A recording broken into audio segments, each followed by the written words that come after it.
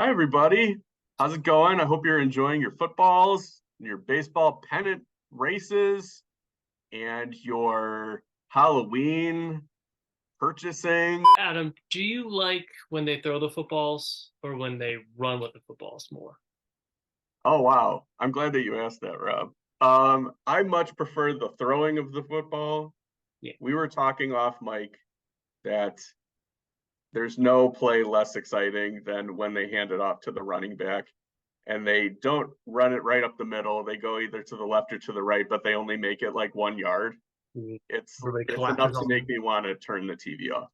So we are doing a mailbag episode today. Thank you everybody for sending in your questions. We have some fun topics to cover. So let's dive in. Our first question comes from Jeff. And Jeff asks, do you remember the first film you saw in theaters more than once? For him, it was Jurassic Park. I've talked about both of these. I'm cheating. I have two. Because one's for everybody else in my life and one's for me. Mhm. So the first movie I explicitly remember seeing more than once in theaters is Titanic. Because it was a federal law in 1997 that you had to go see Titanic more than once. It was Yeah. it was decree. Clinton went on television and he did a whole thing about like, oh, the boobs and the necklace, like everybody has to do it. So I did see Titanic once with my mom, and then I Mhm. saw it again with my mom and my grandmother. I specifically remember that. But the one that was more for me, which is also one I've talked about before, was The Phantom Menace. Um, Yeah. because Star Wars was so important to me when I was a kid, and as I mentioned before, I lived essentially right behind a strip mall movie theater. I grew up basically a block and some train tracks over from this strip mall movie theater where I could basically go walk 2 minutes and see everything. And for a while there, after The Phantom Menace was released, it was just something I did after school. I think in the end, I ended up seeing Phantom Menace between 7 and 8 times in the theater. Jurassic Park is probably the one I've seen the most times in a theater, like if you include re-releases Right. and rep screenings and things like that. But for some reason, in at the end of 2015, beginning of 2016, all I felt like doing was seeing either Hateful Eight or Force Awakens. Yeah. And I saw both of them like 7 times. I saw Titanic twice during winter break when it came out, and I remember I didn't want to see it right away because it came out the same weekend as Tomorrow Never Dies. Right. And I wanted to see Titanic, but I wanted to see the Bond movie more. And I didn't see Titanic for a few days. And I was making fun of it a little bit on the Friday it was released with my friends. And my friend Brad saw the movie over opening weekend. And then I made a joke on Monday about Titanic. And he just looked at me and he was just like, you I don't want you to joke about Titanic. Like it touched him so much where like Oh, no jokes allowed. And then I couldn't wait to see it. And I fell in love with it and I love it to this day. And then I just saw Phantom Menace in the theater like a week ago because theater in the Chicagoland area is doing a lot of like 20th Century Fox and Disney movies. right. Shout out to Mike Schindler and the people at Classic Cinemas. And I just saw Attack of the Clones on Friday in a theater. And I got to tell you, those movies in a theater, it makes a world of difference. They're Heck yeah. amazing in the theater. Like all quibbles go away. Like you're just enveloped by the scope and the visual majesty of these movies, and they're so exciting.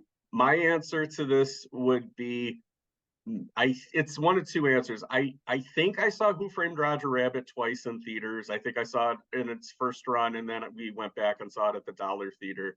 I know my parents were like impressed with kind of the mixing of live action and animation, and they were just as into it as we were as kids.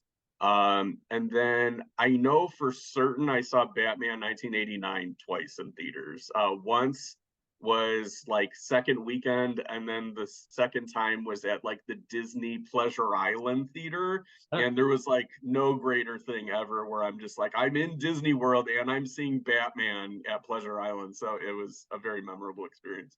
All right, next question from 3 to F. Of the streaming channels, which one do you frequent most for movies these days? Adam, I'll let you go first on this one.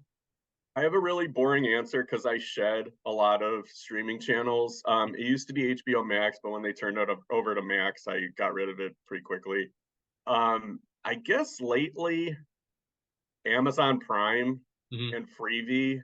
But I'm not like going there and being like, okay, what's on here? It's usually like I have a movie in mind that I want to watch, and then like yeah, I luck out and it's on there.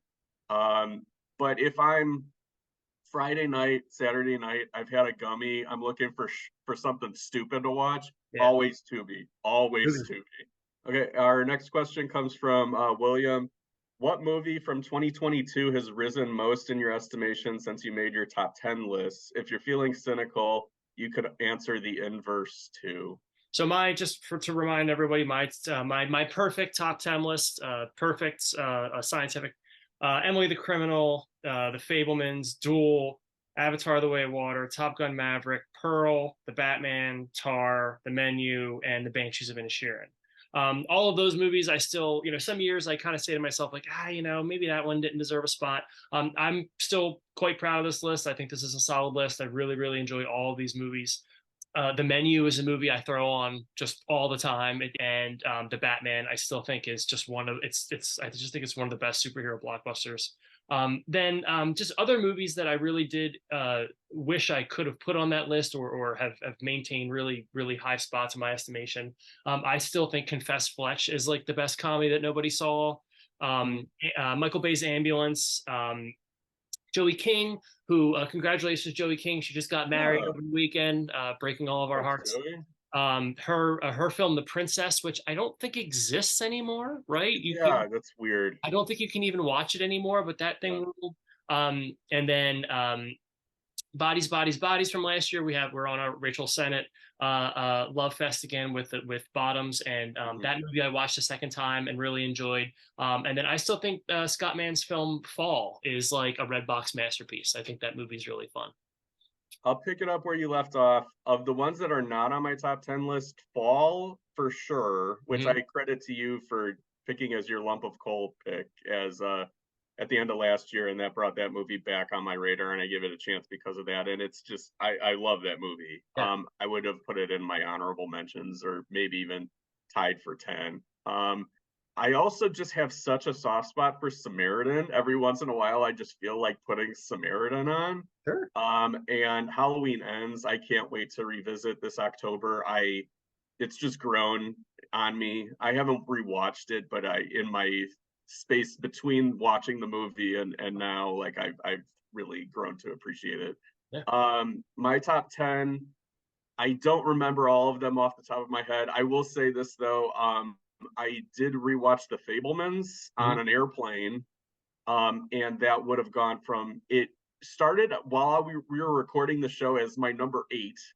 Then during the show, I changed it to number 2 as we were talking about it, Yeah. and now it would be my number 1. Yeah. And Pearl would be my number 2 instead of number 1. The movie that I think would fall either out of top 10 or would be tied for 10, so I guess dropping in my estimation a tad, is Avatar: The Way of Water. Okay. Sorry, Patrick. I love that movie, but I think I watched it a second time, and the first hour I just think is not engaging really at all until they get to the ocean planet, and then it really takes off. All right, and then our last question comes from Jackson. With everyone trying to make Barbenheimer happen again, it seems appropriate to ask, do you have any favorite same opening day double features from when you guys were growing up? And he uh, provided 2 images in his tweet. That was an amazing example Yes. of April 7th, 1995, when Bad Boys and a Goofy movie opened the same day. I saw Goofy movie the opening weekend. I didn't see Bad Boys until video, but those are 2 movies that have grown on me, or not even grown on me. They're just like, they hold up so well Yeah. and they're great. My historical pick, which I found interesting because it mirrors the Barbenheimer thing, is Disney tried to fuck over Don Bluth a lot. Yes. So when The Land Before Time came out, the same day Disney released Oliver and Company. When All Dogs Go to Heaven came out, same day Disney released The Little Mermaid. Um, Don Bluth left the American Tail franchise due to creative differences, but when Five O Goes West came out, Disney scheduled Beauty and the Beast the same day. So that very much mirrors what Warner Brothers was doing with Christopher Nolan with Oppenheimer, where they were trying to stick it to him for leaving the studio and releasing their own Barbie on the same day as Oppenheimer. I didn't do double features all that often as I was growing up, so I answered one where I guess you could call it as like the very end of me growing up because it was right after I graduated college. It was hi Rob's cat. I saw Harold and Kumar go to White Castle in the Village on opening day back to back, and there's no better movie to play to a 22-year-old than Harold and Kumar go to White Castle. Me and my friends, we loved it, and then I remember seeing The Village, and people booed at the end, and it was like a theater full of like 400 people, Yeah. all primed for the follow up to Signs, Yeah. and you could feel the air completely leave the room when the twist is revealed in The Village, and then it was sort of, I don't know how much space is between the twist and the ending of the movie, but it grew openly more and more hostile, like you were at a baseball game and your team was playing like really lazily and bad. So that's the intermission of this story, because the second half of this story is my friend Chris and I said we should go to White Castle after this and try to match each other burger for burger.